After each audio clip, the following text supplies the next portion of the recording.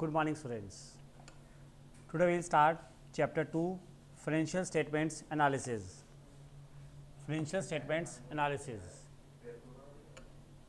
Yes, according to Finney Miller, financial analysis consists in separate facts according to some definite plan, arranging them in groups according to certain circumstances, and presenting them in a convenient and easy read and understandable form. Financial statement को जब एक particular definite plan के अंदर arrange करके उसको एक system से arrange करना जिससे कि वो इजीली रीडेबल हो जाए, उसको आसानी से समझा जा सके और उसको कन्वीनियंट फॉर्म में प्रेजेंट किया जा सके. This is the analysis form जिसमें हम उसको एनालाइज कर सकते हैं. This is definition of financial statement analysis. Now see types.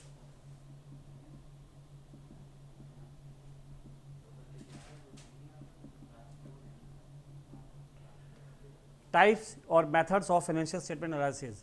What are the different methods या टाइप्स, किस किस तरीके से हम फाइनेंशियल स्टेटमेंट्स को एनालाइज कर सकते हैं, उसके मेथड्स, उसके टाइप्स क्या हैं.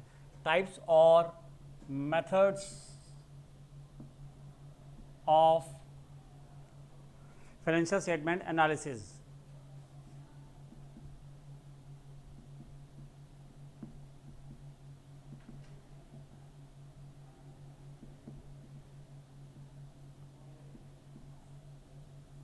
What are the types or methods? Number one, external analysis. First point, external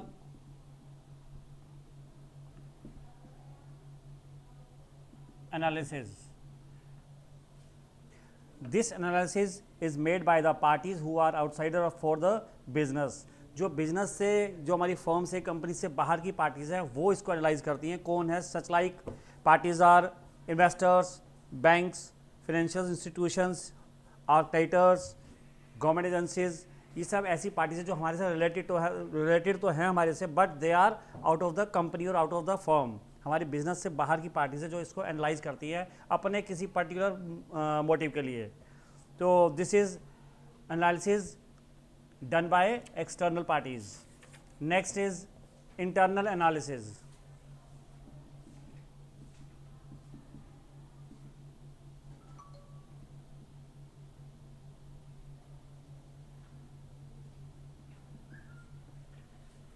This analysis is made by the persons who have access to detailed internal records of the business.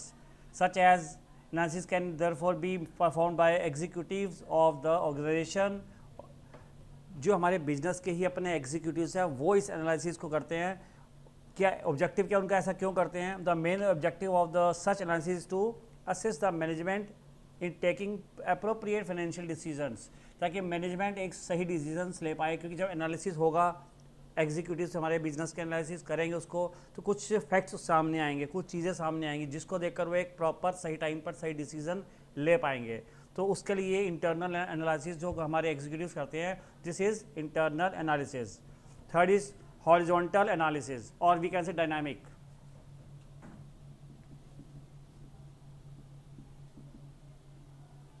Horizontal और dynamic analysis.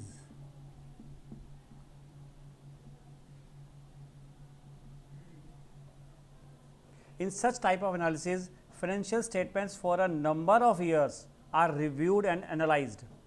Figures for 2 or more years are contained in such a type of analysis, and these figures are placed side by side to facilitate comparison. Means एक हम particular किसी एक साल के values को बाकी उसी वैल्यूज़ को लास्ट ईयर की वैल्यूज़ से, पिछले सालों की वैल्यूज़ के साथ कंपैरिजन करते हैं हम, जिससे कि हमारे पास एक सही कंपैरिजन सामने आ सके कि हम ग्रोथ कर रहे हैं या हम नीचे जा रहे हैं, हमारा लेवल ऊपर जा रहा है, ग्राफ ही नीचे जा रहा है बिजनेस का. तो उसको एनालिसिस करने के लिए किस तरह से एनालाइज करेंगे उसको हम. Number of years are reviewed, कई सालों के लास्ट पीछे फिगर्स को हम रिव्यूड करते हैं, करंट ईयर के साथ कंपैरिजन करते हैं उसका, जिससे कि हमें सही फैक्ट्स सामने आ सके, सही रिजल्ट हमारे सामने आ सके. नेक्स्ट वन इज वर्टिकल और स्टैटिक एनालिसिस.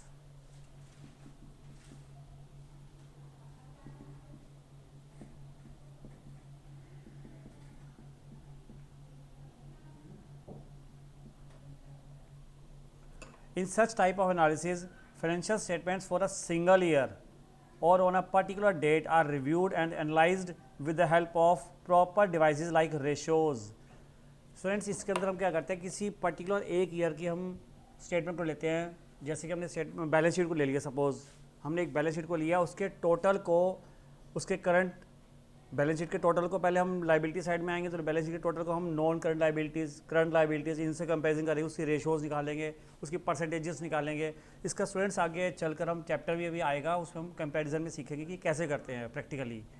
तो इस तरह के एनालिसिस जो एक ही पर्टिकुलर 1 ईयर के रिकॉर्ड्स को, डेटाज को लेकर हम उसको सिर्फ अपने ही किसी एक पर्टिकुलर वैल्यू के साथ, जैसे बैलेंस शीट का टोटल ले लिया या किसी एक पर्टिकुलर वैल्यू के साथ उसको कंपैरिजन करते हैं सभी हेड्स का, लाइबिलिटीज़ में या एसेट्स में टोटल को लिया हमने, फिर हमने हेड से किया कि लाइबिलिटी का करंट के साथ क्या रेशो है, कितनी रेशो है या कितनी परसेंटेज है करंट लाइबिलिटी, एसेट्स का, टोटल एसेट्स का करंट एसेट्स के साथ, टोटल एसेट्स का नॉन करंट एसेट्स के साथ.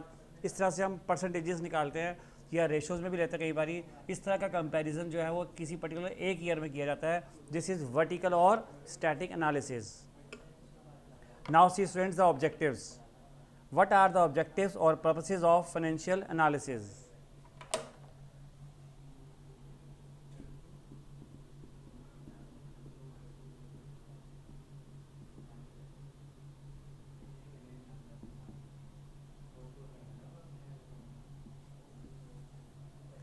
Yes, in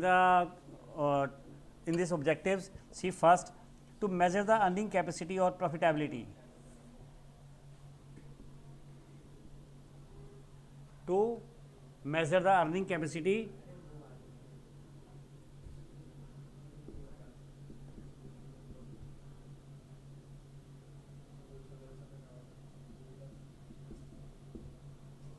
or profitability.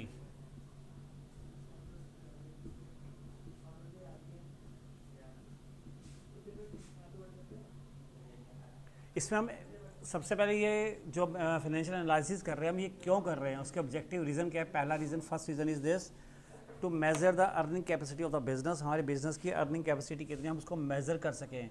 Students, जब भी कोई भी दुकानदार, एक छोटा सा दुकानदार भी अगर एक शॉपकीपर अपना बिजनेस रन कर रहा है, चला रहा है, तो उसको और एक बार ये एनालाइज ज़रूर करता है बैठ कर कि मैंने इस बिज़नेस में क्या कमाया या मुझे कुछ अर्न प्रॉफिट हुआ या नहीं हुआ, तो उसको एनालाइज वो जरूर करता है. तो इस तरह से ही है हमारा जो ऑब्जेक्टिव है फाइनेंशियल एनालिसिस को, फाइनेंशियल को एनालाइज करना. इसका ऑब्जेक्टिव क्या है, to measure the earning capacity of the business, firm या कंपनी जो भी है.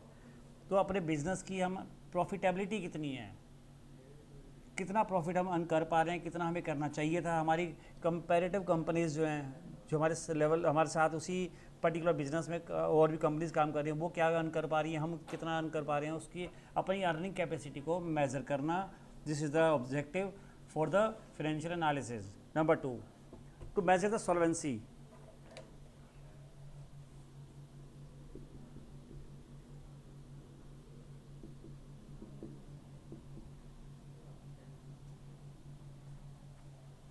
Yes, it is to be ascertained from the financial analysis whether the business is in a position to pay its short-term or long-term liabilities in time.